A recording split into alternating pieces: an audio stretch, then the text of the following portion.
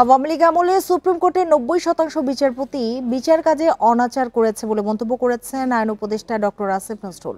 বলেন, ভবিষ্যতে সৎ, যোগ্য ও মেধার ভিত্তিতে বিচারপতি নিয়োগের লক্ষ্যে নতুন আইন করা হচ্ছে।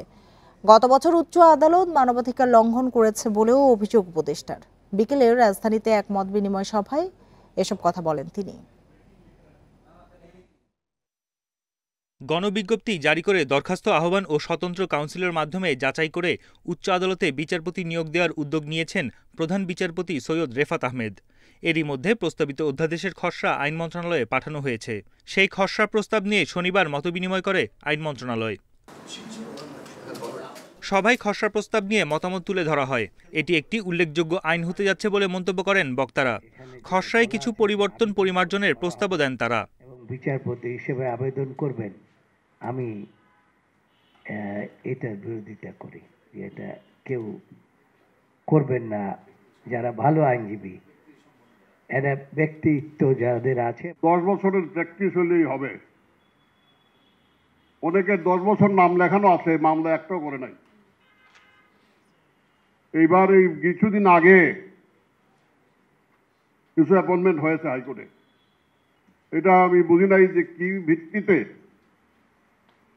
এদের কোয়ালিফিকেশন অ্যাসেসমেন্ট করা হয়েছে, আমি ঠিক বুঝি নাই। গত 15 বছর উচ্চ আদালতে বিচারের নামে মানুষের অধিকার হরণ করা হয়েছে বলে অভিযোগ করেন আইন উপদেষ্টা।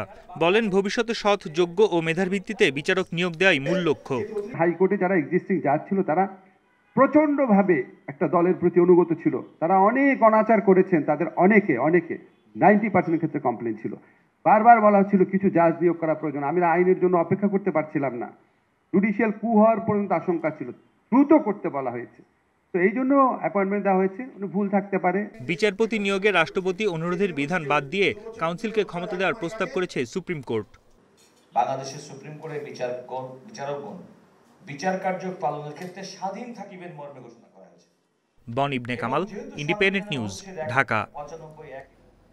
সংস্কারের নামে দিনের পর দিন অনির্বাচিত সরকারের দেশ চালানো উচিত না বলে মন্তব্য করেছেন বিএনপি মহাসচিব মির্জা ফখরুল ইসলাম আলমগীর। সকালে জাতীয় প্রেস ক্লাবে আয়োজিত জাতীয় গণতান্ত্রিক পার্টি জাগপার আলোচনা সভায় তিনি এ মন্তব্য করেন। স্বাধীনতা, সার্বভৌমত্ব রক্ষা ও 24-এর ছাত্র জনতার অভ্যুত্থানের চেতনায় সবাইকে ঐক্যবদ্ধ করা শীর্ষক আলোচনা সভা। জাতীয় প্রেস ক্লাবে জাতীয় গণতান্ত্রিক পার্টি আয়োজিত আলোচনা সভায় যোগ দেন বিএনপি মহাসচিব মির্জা ফখরুল ইসলাম আলমগীর। বিএনপি মহাসচিব বলেন, ক্ষমতায় যাওয়ার জন্য বিএনপি দ্রুত নির্বাচন চায়, এ ধারণা ভুল। নির্বাচন দিলে দেশে অস্থিরতা ও সংকট কেটে যাবে বলেও মন্তব্য করেন বিএনপি মহাসচিব। আমরা সংস্কার চাই, আমরা সংস্কার সবচেয়ে বেশি চাই। একই সঙ্গে আমরা এটাও চাই যে দীর্ঘকাল অনির্বাচিত সরকারের হাতে ক্ষমতা থাকা উচিত নয়। ভোটার হওয়ার বয়স 17 বছর করা প্রসঙ্গে প্রধান উপদেষ্টার বক্তব্যের সঙ্গে একমত নন বিএনপি মহাসচিব। তিনি বলেন, এটি করা হলে নির্বাচন আয়োজনে আরও দেরি হবে। নতুন একটি প্রস্তাব দিয়েছেন, সে প্রস্তাব হচ্ছে 17 বছর হবে আপনার ভোটার হওয়ার জন্য আপনার ন্যূনতম বয়স। এখন তাহলে কি করতে হবে? আবার নতুন করে আপনার ভোটার তালিকা তৈরি করতে হবে। এটা করতে গিয়ে তাহলে আরো সময় যাবে। মানুষের একটা ধারণা তৈরি হচ্ছে, আমার না কিন্তু ধারণা তৈরি হচ্ছে যে এই সরকার ইচ্ছাকৃতভাবে নির্বাচন প্রক্রিয়াকে বিলম্বিত করছে। উপদেষ্টারা জনজীবনে স্বস্তি আনার উদ্যোগ নিচ্ছেন না অভিযোগ করে মির্জা ফখরুল বলেন, তারা রাজনীতিতে জড়িয়ে পড়ছেন, রাজনৈতিক দলগুলোকে নিয়ে বিরূপ মন্তব্য করছেন। এমনকি রাজনৈতিক দলগুলোর প্রতি পর্যন্ত। Jahanara Parvin, independent news, Dhaka. বিগত আওয়ামী লীগ সরকারের গুরুত্বপূর্ণ নথি চাওয়ার পরেই পরিকল্পিতভাবে সচিবালয়ে আগুন দেওয়া হয়েছে বলে অভিযোগ বিএনপি নেতা রুহুল কবির রিজভীর। সেখানে শেখ হাসিনার মুখ্য সচিবের অর্থ পাচারের নথি ছিল বলেও দাবি তার। সকালে রংপুরের মিঠাপুকুরে আগুন নেভাতে গিয়ে সচিবালয়ের সামনে ট্রাক চাপায় নিহত ফায়ার ফাইটার নয়নের স্বজনদের সাথে দেখা করে এসব কথা বলেন তিনি। জানান, দেশ স্বৈরাচার মুক্ত হলেও তাদের দস্যুরা রাষ্ট্রের গুরুত্বপূর্ণ দপ্তরে এখনো গা ঢাকা দিয়ে আছে। শেখ হাসিনার অর্থ পাচার ও বিভিন্ন প্রকল্পের অর্থ লোপাটের নথিপত্র ধ্বংস করতেই এই আগুন লাগানো হয়েছে বলেও দাবি তার। এসব ষড়যন্ত্রের কারণেই নয়নের মতো ত্যাগী ও নিরীহদের জীবন যাচ্ছে বলেও জানান রিজভী।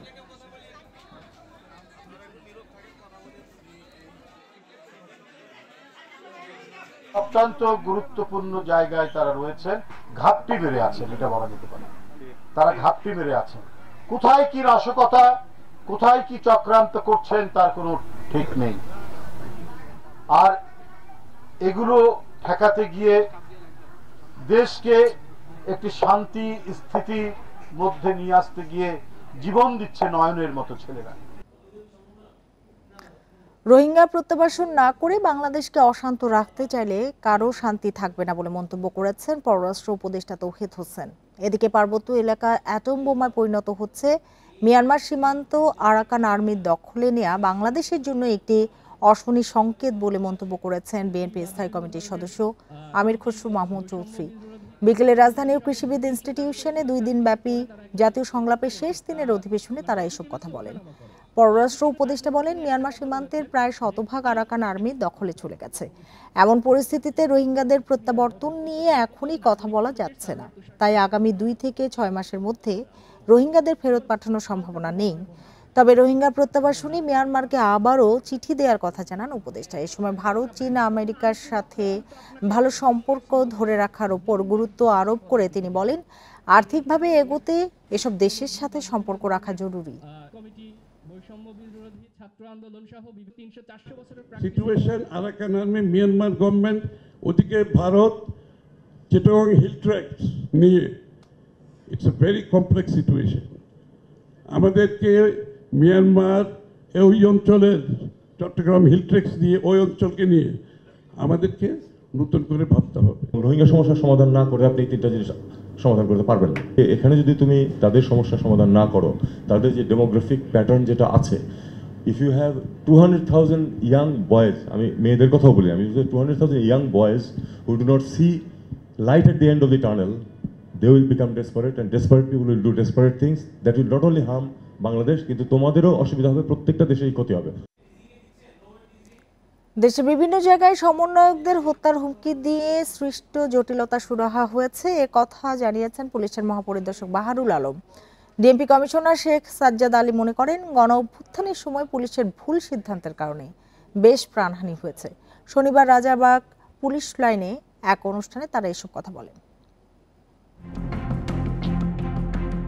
দেশে চুরি, ছিনতাই, ডাকাতির মতো ঘটনায় উদ্বেগ বাড়ছে জনমনে। আইনশৃঙ্খলা পরিস্থিতি নিয়ন্ত্রণে সন্তুষ্ট নন বেশিরভাগ মানুষ। এমন পরিস্থিতিতে পুলিশ প্রধান বলছেন, আইনশৃঙ্খলা পরিস্থিতি নিয়ন্ত্রণে পুলিশের কাছে ম্যাজিক নেই।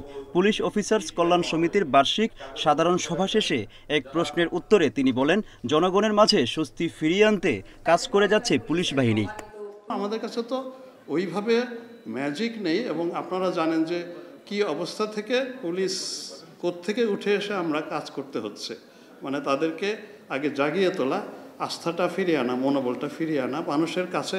এখনও মানুষ কিন্তু, আমরা চাই যে আরও বেশি কাছে যাই, মানুষ আরেকটু আমাদেরকে সহযোগিতা করুক, গ্রহণ করুক। অন্য এক প্রশ্নের উত্তরে আইজিপি বলেন, বিভিন্ন জায়গায় সমন্বয়কদের হত্যার হুমকি নিয়ে যে শঙ্কা তৈরি হয়েছিল তা সুরাহা হয়েছে। ঘটনাগুলো সবগুলো যে একই সূত্রে গাঁথা এবং একটা প্যাটার্ন, এখনও এটা বুঝতে পারছি, এখনও কিন্তু ওই রকমভাবে আমার কাছে প্রমাণিত হচ্ছে না। তারপরেও we are still on the job. আমার মনে হয় যে ওই যে গোলাম রসুল আছেন ন্যাশনাল এসপি, উনি স্পেশালি এই পুরো জিনিসটা সমন্বয় করছেন। একই অনুষ্ঠানে উপস্থিত ডিএমপি কমিশনার বলেন, জুলাই আন্দোলনে পুলিশের ভূমিকা প্রশ্নবিদ্ধ ছিল। সেই সময় ছাত্র জনতার অভ্যুত্থানে পুলিশ সঠিক সিদ্ধান্ত নিলে অনেক প্রাণ রক্ষা পেত। 72 ঘন্টা আগেও যদি ওনারা সঠিক সিদ্ধান্ত নিতেন, তাহলে অনেকের জীবন রক্ষা পেত, এবং আমাদের পুলিশ সদস্যদেরও অনেকের জীবন রক্ষা পেত। এই সময় ছাত্র জনতার আন্দোলনে পুলিশের ভূমিকা নিয়ে দুঃখ প্রকাশ করেন DMP commissioner. Muhammad Omar Faruk, independent news, Dhaka. আগুনের ঘটনায় নিরাপত্তার কথা মাথায় রেখে সাংবাদিকদের সচিবালয়ে প্রবেশ নিষিদ্ধ করা হয়েছে। তবে যে কোনো প্রেস ইভেন্টের জন্য দৈনিক অস্থায়ী কার্ড দেবে মন্ত্রণালয়। এছাড়া দ্রুতই প্রেস অ্যাক্রেডিটেশন কার্ড পর্যালোচনার পাশাপাশি নতুন কার্ড ইস্যুর কাজ শুরু হবে বলেও জানিয়েছে প্রধান উপদেষ্টার কার্যালয়। সকালে এক বিজ্ঞপ্তিতে আরও জানানো হয়েছে, নতুন কার্ডের জন্য স্থানীয় ও আন্তর্জাতিক সংবাদ মাধ্যম থেকে নতুন আবেদনের আমন্ত্রণ জানানো হবে। সাময়িক এই অসুবিধার জন্য দুঃখ প্রকাশের পাশাপাশি সাংবাদিকদের সহযোগিতাও চেয়েছে প্রধান উপদেষ্টার কার্যালয়। এর আগে শুক্রবার কর্মকর্তা কর্মচারী ছাড়া সচিবালয়ে প্রবেশের অন্য স্থায়ী অস্থায়ী সব পাস বাতিল করে স্বরাষ্ট্র মন্ত্রণালয়।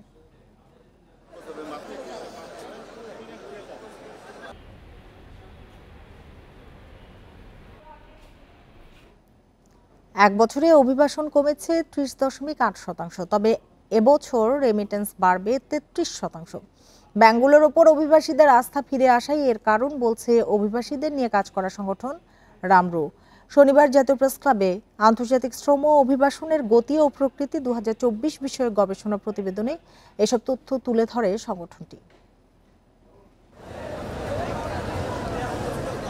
সুখবর নেই অভিবাসন খাতে। 5 বছরে 95% অভিবাসী গেছেন 10টি দেশে, আর এবছর মাত্র 6টি দেশে গেছেন 90% অভিবাসী। অর্থাৎ কমেছে অভিবাসীদের গন্তব্য দেশের সংখ্যা, কমেছে নারী অভিবাসনও। এবছর বিদেশে গেছেন 54,000 নারী কর্মী। অদক্ষতা ও গন্তব্য দেশের মনোভাব না বোঝা এক্ষেত্রে বড় কারণ। Refugee and migratory movements research unit রামরুর গবেষণায় উঠে এসেছে এসব চিত্র।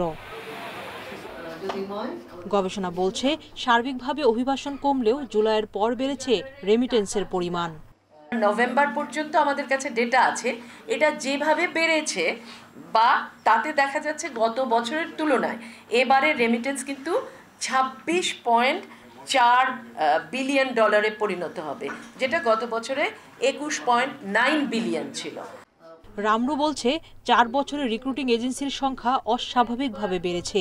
2 বছরে লাইসেন্স পেয়েছে 800 নতুন এজেন্সি। গন্তব্য দেশের সংখ্যা কমা ও বাজার হারানোর পেছনে দায়ী অব্যবস্থাপনা ও দুর্নীতি। তবে সরকার চাইলে অভ্যন্তরীণ দুর্নীতি কমানো সম্ভব বলছেন বিশেষজ্ঞরা। 2021 সালে যে অ্যাপ তৈরি হয়েছিল, যেই সব বিষয় থেকে তারা টাকা সংগ্রহ করেছে, আমি এখানে একটা ফিগার ড্র করার চেষ্টা করেছি। এই পরিমাণ টাকা প্রবাসী অ্যাপ, তারপরে হচ্ছে সরকারের আইসিটি এবং আরেকটি এনজিও, এটা কিন্তু অকারণে অভিবাসীদের কাছ থেকে নিয়েছে। ওয়েজ আর্নার্স কল্যাণ বোর্ডে প্রবাসীদের ইন্স্যুরেন্সের টাকা কমানোর প্রস্তাব দিয়েছে রামরু। সুলতানা জাহান মিতু, ইন্ডিপেন্ডেন্ট নিউজ, ঢাকা।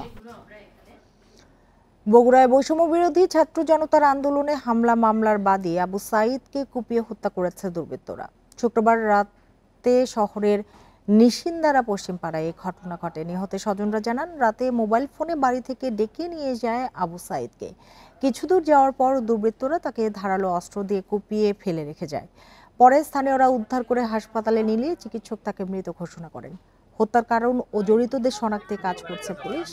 এর আগে বৈষম্য বিরোধী ছাত্র জনতার উপর হামলা ও ককটেল বিস্ফোরণের ঘটনায় আবু সাঈদ বাদী হয়ে শিবগঞ্জ থানায় মামলা দায়ের করেন।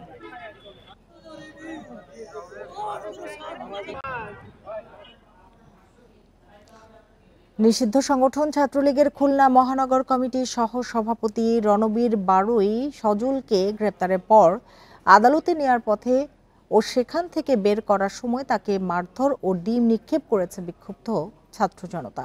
2022 সালে 23 অক্টোবর বিএনপির কার্যালয় ভাঙচুরের ঘটনায় চলতি বছরের 30 আগস্ট খালিশপুর থানায় দায়ের করা একটি মামলায় দুপুরে খুলনা চিফ মেট্রোপলিটন ম্যাজিস্ট্রেট আদালতে তাকে হাজির করা হয়। পরে তাকে কারাগারে পাঠানোর নির্দেশ দেন বিচারক মোহাম্মদ রাকিবুল হাসান। আদালতে নেয়ার পথে সজলকে একবার মারধর ও ডিম ছুঁড়ে মারে বিক্ষুব্ধ ছাত্র জনতা। আদালত থেকে বের করার সময় আবারও তাকে কিল ঘুষি মারে বিক্ষুব্ধরা। গতকাল বাগেরহাট থেকে গ্রেপ্তার করা হয় সজলকে।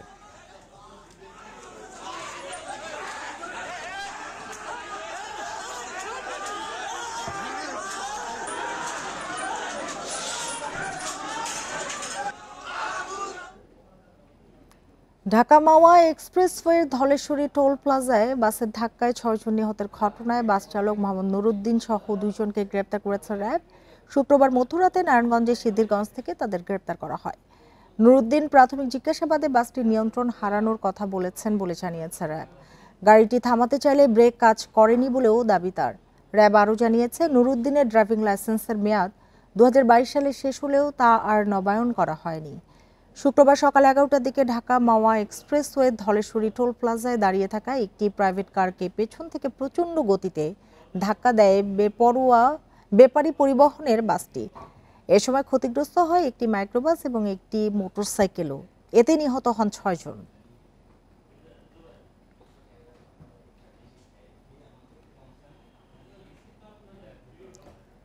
জুলাই আন্দোলনে শহীদদের রক্তের সাথে বেইমানি করা যাবে না বলে মন্তব্য করেছেন বিএনপির ভাইস চেয়ারম্যান শাহ মোফাজ্জল হোসাইন কায়কোবাদ। দীর্ঘ 13 বছর পর দেশে ফিরে দুপুরে জিয়াউর রহমানের সমাধিতে শ্রদ্ধা শেষে তিনি কথা বলেন।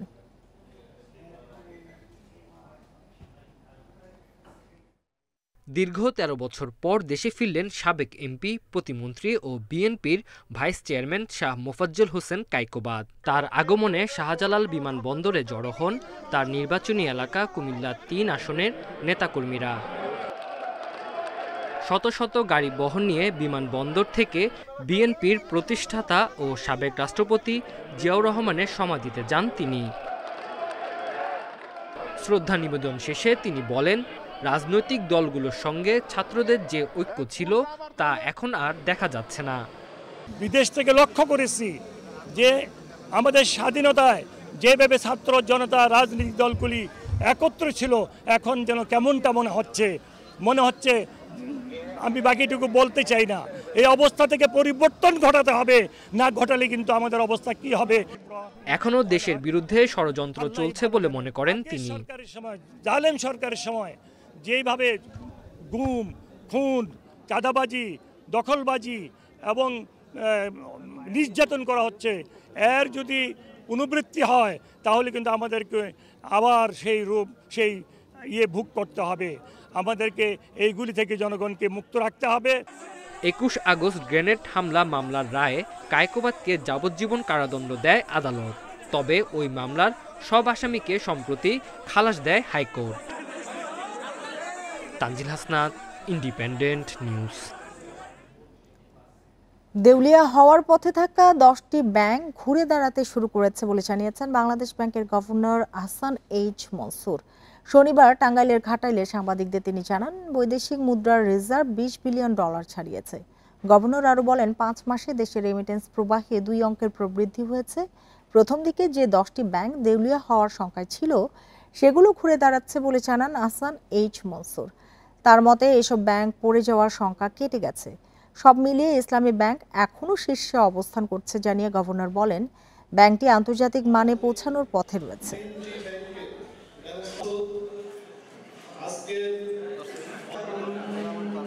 একেবারে যেটা IMF এর ডেফিনেশন অনুযায়ী সবচেয়ে কম লেভেলটাকে ধরা হয়, সেটা লেভেলটা এখন 20 থেকে 21-এর মধ্যে আছে। অনেকগুলো ব্যাংকই দেউলিয়ার পথের দিকেই যাচ্ছে, এখন আবার তাদের মধ্যে অনেকগুলো ঘুরে দাঁড়াচ্ছে।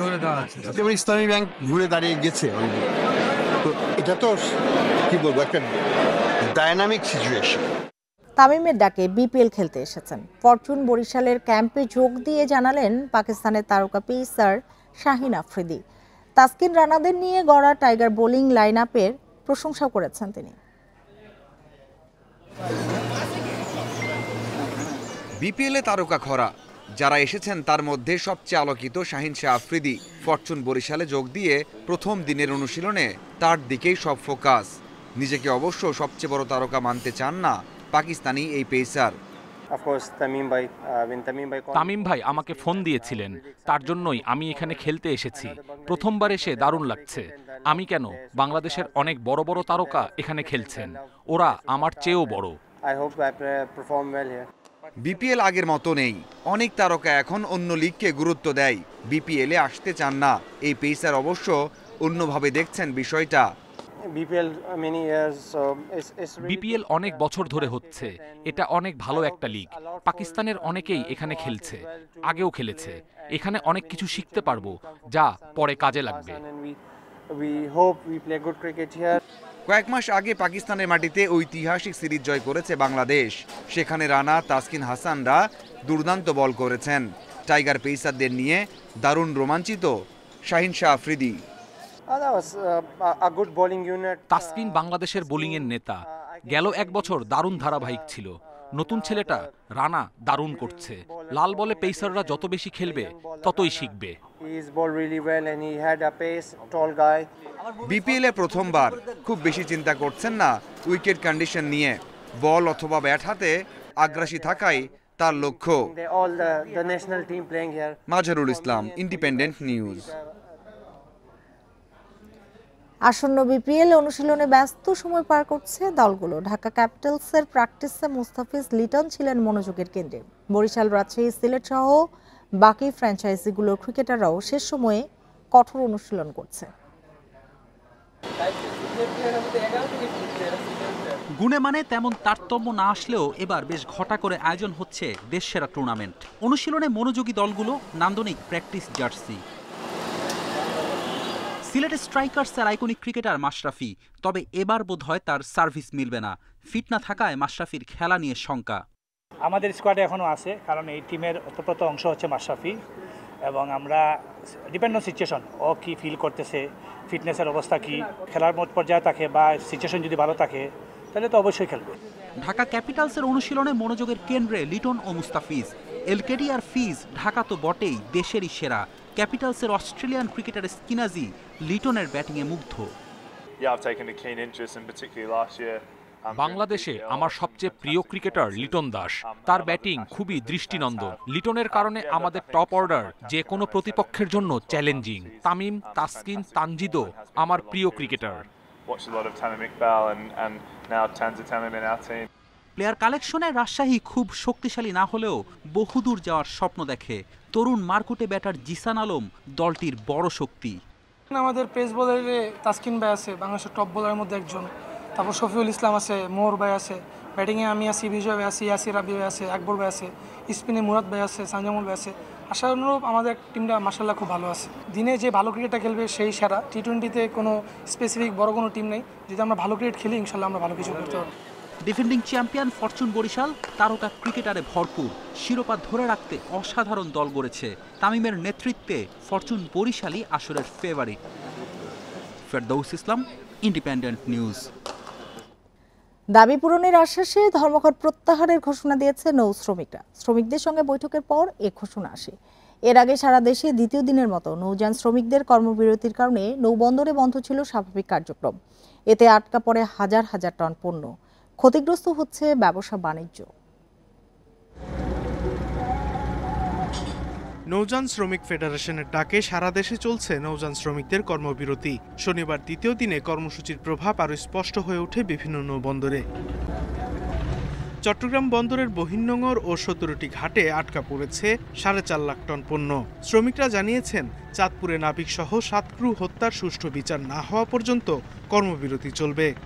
আমাদের মূল দাবি হলো হত্যাকারীদের গ্রেপ্তার করে আইনের আওতায় আনতে হবে। আমরা চাই এখনই সমাধা হয়ে যাক।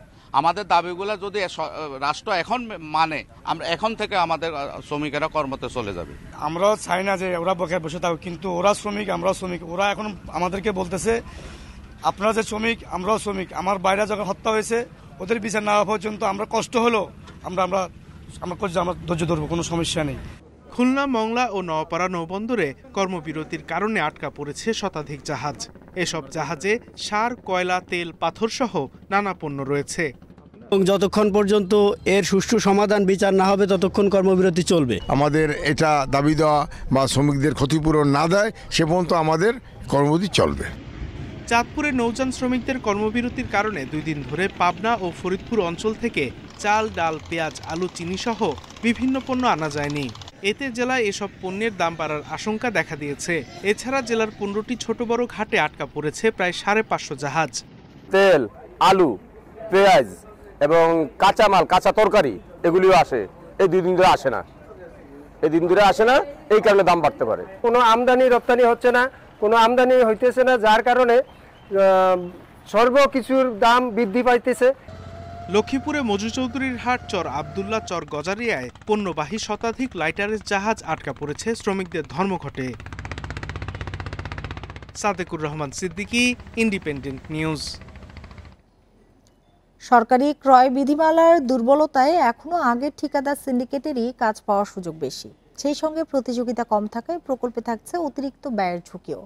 এই অবস্থায় সরকারি কেনাকাটার দরপত্রে 10% মার্জিনের বিধান বাতিলের সিদ্ধান্ত হয়েছে। দেশের স্বার্থে যা দ্রুত কার্যকরের তাগিদ বিশ্লেষকদের।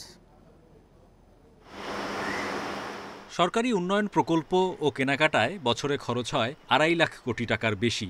এজন্য 2011 সালে ইলেকট্রনিক গভর্নমেন্ট প্রকিউরমেন্ট বা ইজিপি চালু হয়, যেখানে প্রস্তাবিত ব্যয়ের 10% কম বা বেশি দরদাতা নিলামে স্বয়ংক্রিয়ভাবে বাতিল হয়। সেই সঙ্গে অভিজ্ঞতা না থাকায় কাজ পান না নতুন ঠিকাদাররা। এসব বিধানকে প্রতিযোগিতা বিরোধী মনে করে বিশ্ব ব্যাংক ও পর্যবেক্ষকরা। এমন অবস্থায় অর্থ পরিকল্পনা সহ 4 উপদেষ্টা, বিভিন্ন মন্ত্রণালয়ের সচিব, কর্মকর্তাদের সভা হয়েছে। তাদের মতামতের ভিত্তিতে সিদ্ধান্ত হয় পাবলিক প্রকিউরমেন্ট অ্যাক্ট 2006 এবং প্রকিউরমেন্ট বিধিমালা 2008 সংশোধনের। কোন টেন্ডার পদ্ধতি ভালো খারাপ নির্ভর করবে সেই দেশের দুর্নীতি কতদূর, সেই দুর্নীতি কি শুধু যারা ঠিকাদার তারা নাকি যারা কাজটা দেয় তাদেরও দুই পক্ষেরই দুর্নীতি, এসব অনেক বিষয়ের উপর নির্ভর করে। আমাদের দেশে খুব সোজা একটা জিনিস হলো যে আমি যদি এখন একটা টেন্ডার দিই এবং বলি যে আপনাদের অভিজ্ঞতা কত 15 বছরে বা 10 বছরে কার বেশি, তাহলে বোঝাই যায় কোন সিন্ডিকেটগুলোর অভিজ্ঞতা সবচেয়ে বেশি হবে। সম্প্রতি প্রকাশিত শ্বেতপত্রেও বলা হয় অসাধু ঠিকাদার, রাজনীতিক আমলাদের সিন্ডিকেটে উন্নয়ন ব্যয়ের 40% পর্যন্ত লোপাট হয়েছে। আর বিশ্বব্যাংকের পর্যবেক্ষণ বলছে গত 12 বছর সরকারি নিলামে শীর্ষ 5 ঠিকাদারের কাজ বেড়েছে 21%।